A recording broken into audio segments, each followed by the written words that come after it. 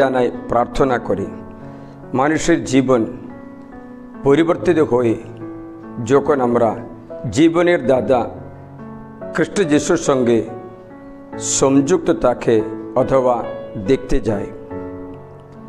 আমরা যখন মঙ্গল সমাজে যিশুর সঙ্গে সাক্ষাৎ করা এক ব্যক্তির কথা শুনছি, যখন অধ্যায় 3-এ নিকোদেমুস নামে একজন পণ্ডিত, সানহেদ্রিন সংঘের একজন মহাসভার একজন, রাত্রিবেলায় কাউকে না দেখিয়ে লুকিয়ে লুকিয়ে একজনের কাছে আসে, তার নাম হচ্ছে যীশুখ্রিস্ট। আমি যখন এই শাস্ত্রপাঠ পড়লাম তখন আমার আশ্চর্য হলো, সে কেন রাতে এসেছে? দিনে আসতে ভালো, আমরা মনে করি রাতে আসলে কেউ দেখবে না, লুকিয়ে আসতে পারে। রাতে আসার কারণ সে ব্যক্তির জীবন অন্ধকার ছিল। অন্ধকার জীবনে থাকা ব্যক্তি কোনো খুশি হচ্ছে না, মন অসুস্থ হচ্ছে, শান্তি হচ্ছে না।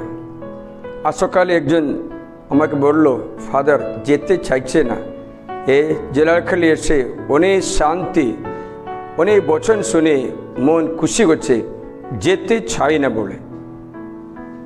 এই পণ্ডিত নিকোদেমুস যিশুকে দেখার আগে তার জীবন শাস্ত্র পাঠগুলো জানে, কিন্তু শান্তি হচ্ছে না।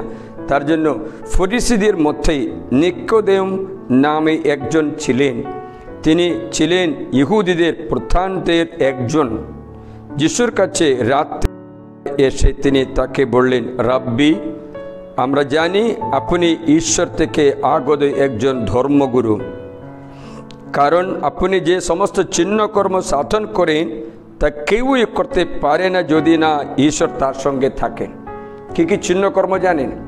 যীশুখ্রিস্ট মৃত লাজরকে পুনরুত্থান করে, 12 বছর একটা মেয়ে যে মারা গেল তাকে তালিত খুম, কুকি উঠে দাঁড়াও বলে তে মৃতদেহ উঠল। মাটি দেবার জন্য নিজে বিধবার একটা ছেলে যুবক, যিশু বলেছেন থামো, ওরা থামলো। যুবক, আমি তোমাকে বলি উঠো, সে উঠল। এত অলৌকিক কাজ দেখে নিকোদেম মনে করে এই সাধারণ ব্যক্তি নয়। সমুদ্র উপরে খাটে, রোগীদের নিরাময় করে, কুষ্ঠরোগীকে স্পর্শ করে, কোনো মতো রোগগ্রস্ত হয় না, কিন্তু রোগীদের নিরাময় করে, তার কাছে ব্যক্তি শান্তি লাভ করে। তার জন্য এই নিকোদেমুস রাত্রিবেলায় আসে। রাত্রি মানে ঈশ্বরের অভাব।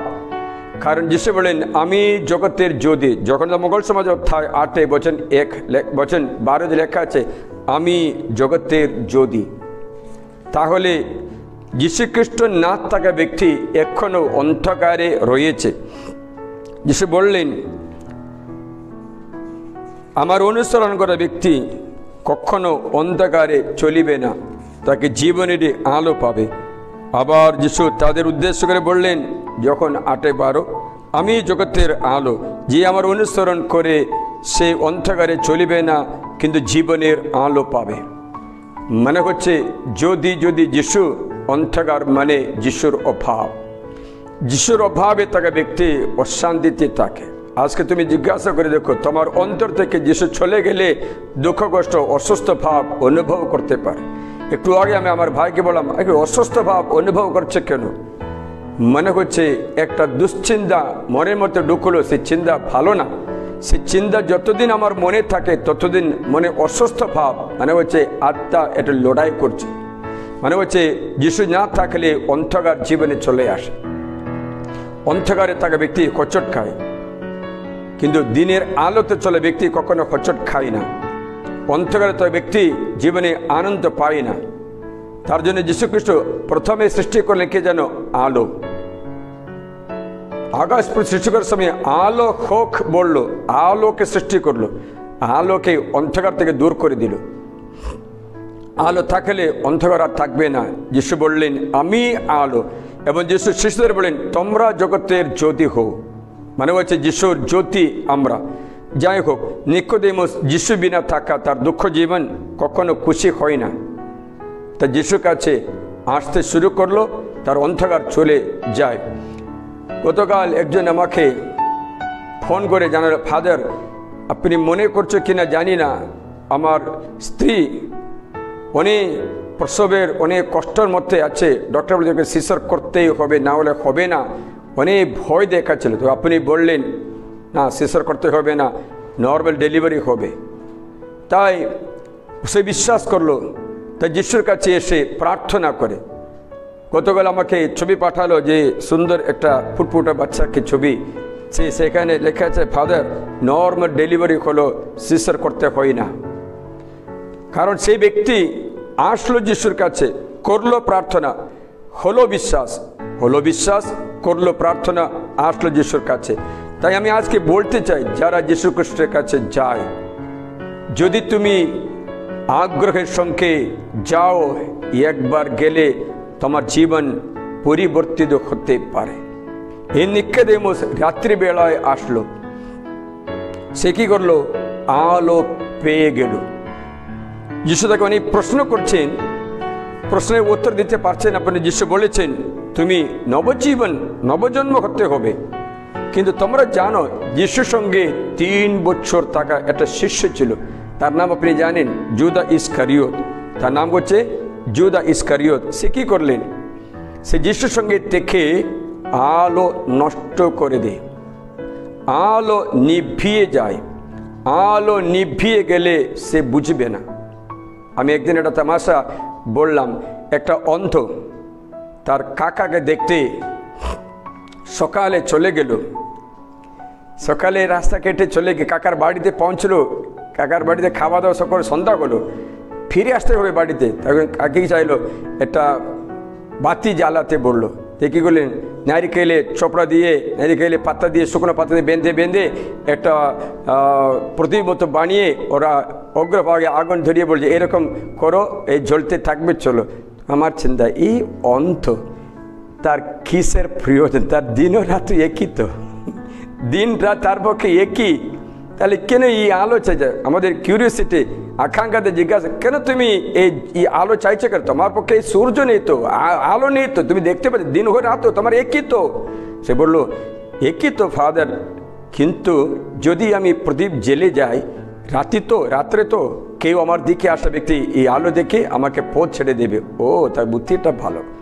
যাই হোক, এরকম প্রদীপ জ্বালিয়ে যাচ্ছে, কিন্তু ঠিক রাস্তার মাঝখানে তাকে থাকা মারলে একজন, তাকে ফেলে দিল। তখন সে অন্ত উঠে, তোমার চোখ আছে, দেখতে পাচ্ছ না যেহেতু আমি আলো জ্বালিয়ে আছি, তুমি আলো দেখে আমাকে বত দিতে পারো না, আমি তো অন্ধ, যে তোমাকে আলো দেখাবার জন্য তো এই বতিটা জ্বালিয়ে আসছে, দেখি না কেন আমাকে থাকা মারলো, কেন করলে? ও সরি স্যার, আপনার আলো নিভিয়ে গেছিল, আপনার আলো আগে থেকে নিভিয়ে গেছিল, তা জানতে পারিনি। মনে হচ্ছে জীবনের আলো নিভিয়ে যাবে, একটি থাকা মারবে, খচট খাবে, পড়েই যাবে তো যাবে। তাই জুদা ইস্কারিয়ত জানতে পারলো না তার আলো নিভিয়ে গেছে। তা কি করলেন? অন্তিম ফজরের সময় যিশু বললেন, জুদা তোমার আলো জ্বালিয়ে দাও। তোমার আলো জ্বালায়নি। তা কি করলেন? যিশু বললেন, আমি তোমাকে কৃষ্ণপ্রসাদ দিচ্ছি। বাইবেল বলছে 13 অধ্যায়ে, যখন মঙ্গল সমাজের অধ্যায় 26 যিশু উত্তর দিলেন, রুটির টুকরোটা ডুবিয়ে আমি যাকে দেব সেই। আর তখনই তিনি রুটির টুকরোটা ডুবিয়ে নিয়ে তা সিমন ইস্কারিয়তের ছেলে জুদাকে দিলেন। আর সেই টুকরো দেওয়া মাত্র শয়তান রন্ধ্রে ঢুকলো। তা কি করলেন? বচন 30 লেখা যায়, রুটির টুকরোটা গ্রহণ করে নিয়ে তিনি তখনই বেরিয়ে গেলেন আর রাত্রি হলো। তখনই বেরিয়ে গেলেন আর রাত্রি হলো। মানে হচ্ছে জ্যোতি খ্রিস্ট যিশুর কাছ থেকে চলে যায় কোথায়? রাতে। একজন শিষ্য জ্যোতি হারিয়ে অন্ধকার দিকে চলে যায়, আরেকজন ব্যক্তি অন্ধকারে এসে আলোর দিকে পৌঁছে যায়। তুমি এই দুজনের মধ্যে কে হবে? এই দুজনের মধ্যে তোমার জীবন কোনটাই হবে? নিকোদেমুর মতো অন্ধকার থেকে যিশুর আলোর দিকে আসা ব্যক্তি হোক, না যিশুর সঙ্গে 3 বছর থেকে আলো নিভিয়ে দেওয়া জুদা ইস্কারিয়ত আলো থেকে অন্ধকারের দিকে চলে যাওয়া। আজ যদি তুমি যিশুর সঙ্গে সাক্ষাৎ করতে পারিনি অথবা জানিনি, আজ ঈশ্বর আহ্বান জানাচ্ছে, তুমি আসো, তুমি এসে তার সঙ্গে সাক্ষাৎ করতে পারো। বাইবেলে এটা পাবিষ্ঠা বলছে, সেই মহিলা হচ্ছে অনেক বেবিচারে জীবন যাপন করে, কোনো শান্তি আনন্দ জীবনে হচ্ছে না। সে কী করলেন? প্রভুর কাছে আসতে চেষ্টা করলেন। কিন্তু আশা কী করে আসবো তা কী করে হাতে করে তেল নিয়ে আসছে। যিশু সিমনের বাড়িতে বসে খাওয়া দাওয়া করছিল, সে এসে যিশুর চরণে আসার সময়ে আমার মনে হয় ও যিশুকে বশীভূত করার জন্য এসেছিল। কারণটা কি জানো? সে মেয়ের জীবনে কোনো শান্তি নেই, দুঃখ ক্লেশে জীবন যাপন করা মেয়ে ছিল, কারণ বেবিচার করে পয়সা ইনকাম করে। একদিন একটা মেয়ে এসে বলল, আমার স্বামী আমাকে বলেছেন তুমি শুয়ে শুয়ে পয়সা জোগাড় করো। ফাদারের কথা শুনে আমার মনটা ভেঙে যে আমি কি করব বলে আমার কাছে দৌড়ে আসলো একদিন। মানে হচ্ছে অন্য কোনো ইনকাম নেই, বাচ্চাদের খাবার কোনো ব্যবস্থা নেই, কিছু নেই। স্বামীর কাছে পয়সা দিল, কটা পয়সা দাও না, বাচ্চাকে একটু দুধ কিনে খাওয়াবো, হসপিটাল খরচা মেটাও, দাও না, তুমি শুয়ে শুয়ে পয়সা জোগাড় করো বলে। তখন সেই মন ভেঙে দৌড়ে আমার কাছে আসলো। আমি বললাম এর কথাটা খান দিতে হবে না, ওই যা বলে ওকে ছেড়ে দাও, তোমার অন্ধরে ঢুকতে দেবে না, নাহলে তোমার মনে শান্তি থাকবে না। কারণ যদি তুমি কারো বচন শুনতে কান দাও, পরে তোমার মনে আর শান্তি হবে না। এই বাইবেলে লেখা আছে, জানে তুমি পরের কথা শুনে তুমি যে জীবন যাপন করো তোমার নিজের শান্তি হারাও। কারণ কেউ বুদ্ধিমান নয় তোমাকে উপদেশ দিয়ে তোমাকে উদ্ধার করার মতো প্রজ্ঞা কারো নেই। তার জন্য বাইবেলে এটা বাণী আছে, তোমরা মানুষ কান দিও না, দিলে কখনো শান্তি অনুভব করতে পারিবে না। আমি তোমাদের শোনাচ্ছি, উপদেশ গ্রন্থ 7 প্রথম সংখ্যা 21, আরো যত জনশ্রুতি শোনা যেতে পারে। Ecclesiastes chapter 21, আরো যত জনশ্রুতি শোনা যেতে পারে সেগুলোতে কান দিও না। পাছে একথা শোনো যে তোমার দাস তোমার নিন্দা করেছে। মানে হচ্ছে কখনো শান্তি হয় না, এরা দাস নিন্দা করতে হবে না, দাস বলছে তোমাকে মানবে না বলেছে, তোমাকে নিন্দা করে বলেছে, মানে হচ্ছে আমার মনে আর শান্তি থাকবে না, কারণ পরের কথা মনে ঢুকে গেছে।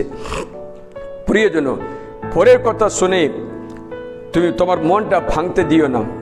এই মেয়ের অবস্থা তাই ছিল, অনেক অশান্তি, অনেক পাপ। তখন কেউ বললো যিশুর কাছে গেলে যিশু তোমাকে শান্তি দেবে।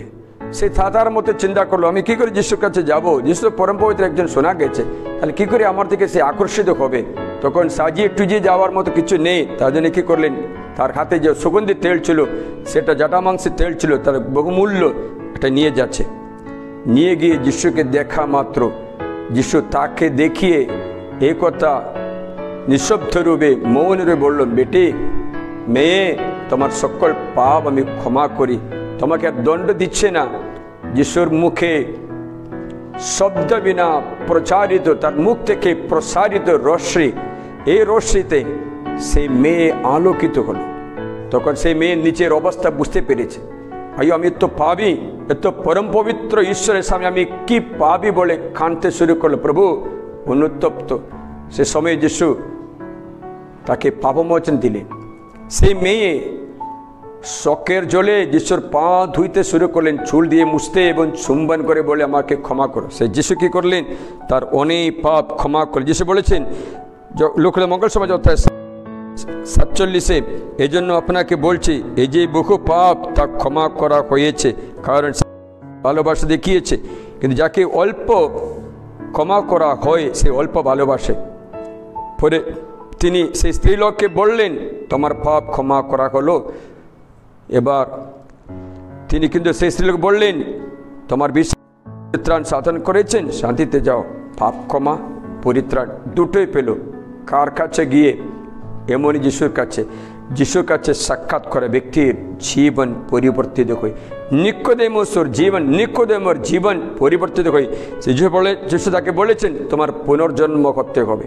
এই পুনর্জন্ম হবার জন্য তুমি কোনো পেন্টেকোস্টাল চার্চে ঢুকলে পুনর্জন্ম হই না। বর্ন অ্যাগেইন চার্চ আছে, ওখানে ঢুকলে বর্ন অ্যাগেইন হই না। তুমি পুনর্জন্ম করতে হলে তোমার পাপের পুরানো কাপড় ছেড়ে দেওয়া, তার জন্য তুমি ঈশ্বরের বাণী শ্রবণ করে পুরানা কাপড় ছাড়তে পারো। ঈশ্বরের বচন দ্বারা, ঈশ্বরের সঙ্গে সাক্ষাৎ দ্বারা পরিবর্তন হবে। ঈশ্বরের সঙ্গে সাক্ষাৎ করে নিকোদেমুসের পরিবর্তন হলো। যিশুর মৃত্যুর পরে যিশু মৃতদেহ ক্রুশ থেকে নামিয়ে নিজের কবরস্থানে রাখার জন্য নিয়ে যাওয়ায় খ্রিস্ট যে শিষ্য হয়ে গেল, যে নিকোদেমুসের রাত্রি তার কাছে আসা ব্যক্তি একদম সুন্দর জীবন পরিবর্তিত হলো।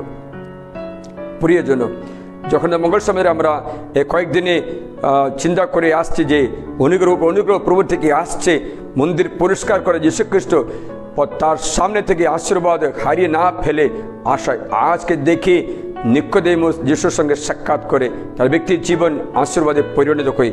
তেমনি যে ব্যক্তি যিশুর কাছে আসে সে পরিবর্তিত হয়ে, আমরা মার্কস মঙ্গল সমাজে দেখলে একটা বচন আছে, একটা নারীর কথা বলছে। সে নারী যিশুর কাছে আসলো, যিশুর কাছে এসে প্রার্থনা করলো। লাস্টে কি হলো, তার মধ্য থেকে 7টি মন্ত্রবার্তা বের হলো। কত? 7টি মন্ত্রবার্তা। এটা সাধারণ ব্যাপার না, 7টি মন্ত্রবার্তা। তার বাবারে এসে বাইবেলে দেখা আছে লুক 8 অধ্যায়ে, এরপর তিনি প্রচার করতে করতে ও ঈশ্বরের রাজ্যের শুভ সংবাদ ঘোষণা করতে করতে এক শহর থেকে অন্য শহরে, এক গ্রাম থেকে অন্য গ্রামে ঘুরে ঘুরে বেড়াতে লাগলেন। যীশুখ্রিস্টের স্বভাব দেখেছিলে, গ্রামে গ্রামে গলিতে পল্লিতে ঘুরে ঘুরে এক গ্রাম থেকে অন্য গ্রামে, এক শহর থেকে অন্য শহরে শুভ সংবাদ মানে হচ্ছে বচন দিতে থাকে। এই বচন শুনে দেশের ব্যক্তিদের পরিবর্তন হয়।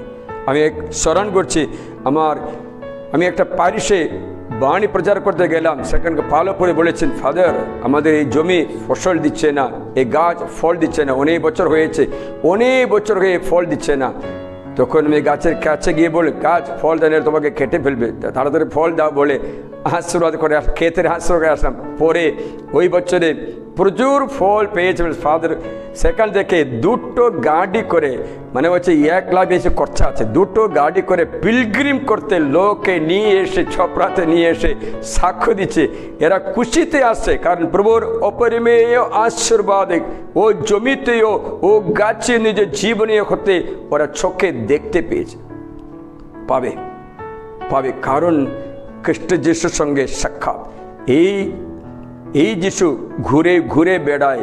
সেই যিশু কি করে, তার সঙ্গে ছিলেন সেই 12 জন শিষ্য, এমন কয়েকজন স্ত্রী লোক যারা মন্দা আত্মা বা রোগ থেকে নিরাময় হয়েছিলেন। মন্দা আত্মা ও রোগ মানুষকে ধরে, যথা মাগদলেনা নামে পরিচিত সেই মারিয়া, যার মধ্য থেকে অবদূত বেরিয়ে গেছিল।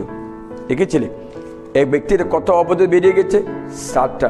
কি জানি আমার কথা শোনা আপনাদের কতজনের মধ্যে কত কোটি শয়তানগুলো বসে আছে কিনা জানতে পারবো না। চিন্তাতে, কথায়, অথবা আঘাতগ্রস্ত হৃদয়ে, অথবা কোনো ভাবনাতে এই শয়তান কাজ করে। তো মানুষের সুখ নষ্ট, তার যদি দৌড়ো 1 মিনিটও ব্যর্থ না করে দৌড়ে যিশুর চরণে তার বচনের দিকে আকর্ষিত হয়ে আসো, তুমিও পাবে জীবন। কারণ ও বললো আমি জীবন, তাহলে তুমি পাবে জীবন। ও বললো আমি পুনরুত্থান, তাহলে তুমি পাবে পুনরুত্থান। সে বললো আমি পথ, তাহলে তোমার মার্গদর্শন, তোমার রাস্তা দেখাবে, তোমার যাওয়ার রাস্তা, আসার রাস্তা দেখিয়ে দেবেন। ও বলেছেন আমি পুনরুত্থান, আমি স্বর্গাগত রুটি, আমি প্রকৃত দ্রাক্ষলতা, আমি জীবনময় রুটি। কতবার যিশু বলেন।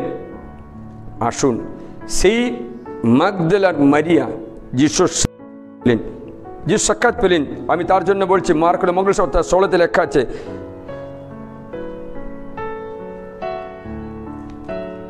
মার্কস মঙ্গল সমাচার অধ্যায় 16, 9, 10টা বচন শুনে।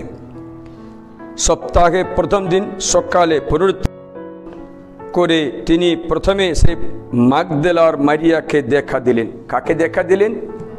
মাগদলেনা মারিয়াকে। প্রথমে সে দর্শন পায় পুনরুত্থিত যিশুকে, কারণ তার মধ্য থেকে 7টি মন্ত্র বের হওয়া থেকে তার জীবন পরিবর্তন হলো। সেই কবরস্থানে রাতে সকালে অন্ধকার থাকতে দৌড়ে এসে যিশুকে খুঁজছে। কি হলো? খুঁজে পেল। যিশু তাকে দর্শন দিলেন। 7টি মন্তব্যতে বের হয়ে আরেকটা আত্মাকে পেয়েছে, অষ্টম, সেটা পবিত্র আত্মা। এই পবিত্র আত্মাকে পেলে তুমি বসতে পারবে না। আগুন ধরলে তুমি বসতে পারবে, তুমি দৌড়বে আগুন নিভাতে দৌড়বে, বসতে পারবো না। যদি তুমি তোমার মুখে আমি 1 মুঠো নুন জোর করে ঢুকিয়ে দিয়েছে, মুখ বন্ধ করে দিয়েছে, তুমি অল্প সময় কী করবে? এই নুনগুলো ফেলে দিয়ে দৌড়বে জলের দিকে, দৌড়বে না? দৌড়বে। তার জন্য বাইবেল বচন আছে, হরিণ জলস্রোতের দিকে দৌড়ে, তেমনি দৌড়ো যিশুর কাছে। তবে দেখতে পাবে আমিও তুমিও আরেকটা রেঞ্জে উঠবে, আরেকটা শ্রেণীতে উঠবে আধ্যাত্মিক জীবনে। আসুন আমরা প্রভুর আরাধনা করি। এখন আমরা হাঁটুবাদ করি, সকলে প্রভু যিশুর আরাধনা করি, প্রার্থনা করি। ডাকেন তোমায় যিশু, ডাকেন তোমায়, স্নেহের দুটি হাত বাড়ায়ে বারে বা, যিশু ডাকেন তোমায়। দুঃখের দিনে তিনি সান্ত্বনা দেবেন আমায়, সান্ত্বনা দেবেন আমায়। দুঃখের দিনে তিনি সান্ত্বনা দেবেন আমায়। যিশু প্রদীপ ভক্তি যার তাকে বিজয় অসীম কৃপা পায় সে নিধি তাহার। যিশুর প্রদীপ ভক্তি যার তাকে বিজয় অসীম কৃপা পায় সে নিধি তাহার। যিশু ডাকেন তোমায়, যিশু ডাকেন তোমায়, যিশু ডাকেন তোমায়, স্নেহের দুটি হাত বাড়ায়ে বারে বা, যিশু ডাকেন তোমায়। প্রভু যিশুর কাছে সবকিছু সমর্পণ করি, যিশুর আরাধনা করি, স্তুতি করি, প্রশংসা করে ধন্যবাদ জানাই। আমাদের দুঃখের দিনে সান্ত্বনা দেওয়া ঈশ্বর, আরাধনার যোগ্য প্রভু, মহত্ব আরাধনা মহিমার যোগ্য যিশু আমাদের সামনে আছে, আমাদের দেখে আশীর্বাদ করতে যাচ্ছেন। দুটি হাত আমরা জোরে স্তুতি করি, হালেলুয়া হালেলুয়া হালেলুয়া। খ্রিস্টের আরাধনা আমি আশীর্বাদ করি, সমস্ত বন্ধন দূর করে যিশুর সঙ্গে সাক্ষাৎ করতে, যিশুর সঙ্গে দেখা করতে, যিশুর সঙ্গে থাকতে কৃপা লাভ করে, বন্ধি মুক্তি লাভ করে, অন্ধ দৃষ্টি ও ক্রুশবিদ্ধ যিশু আমাদের hallelujah hallelujah hallelujah hallelujah hallelujah hallelujah hallelujah. Thank you Jesus and praise hallelujah hallelujah hallelujah. আরাধনা শ্রী মহিমা hallelujah hallelujah hallelujah hallelujah। সবকিছু আমরা প্রভুর চরণে সমর্পণ করি, প্রার্থনা করি, তার সঙ্গে সাক্ষাৎ করি। এই পরম পবিত্র খ্রিস্টপ্রভুর মধ্য দিয়ে প্রভুর আশীর্বাদ আমাদের ঘরে জীবনে প্রবেশ করে, আশীর্বাদ করে প্রার্থনা করি। আমরা ওই প্রভুর সঙ্গে যুক্ত থাকে, সংযুক্ত থাকতে চেষ্টা করি। এখন আমরা পরম পবিত্র সাক্রামেন্টের আশীর্বাদ গ্রহণ করে হাঁটুবাদ করি।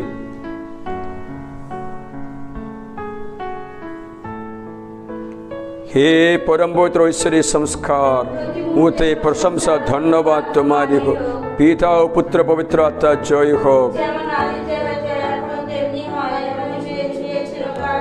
हे परम पवित्र ईश्वरीय संस्कार पिता और पुत्र पवित्र आत्मा जय हो। हे परम पवित्र ईश्वरीय संस्कार पिता पुत्र पवित्र आत्मा जय हो।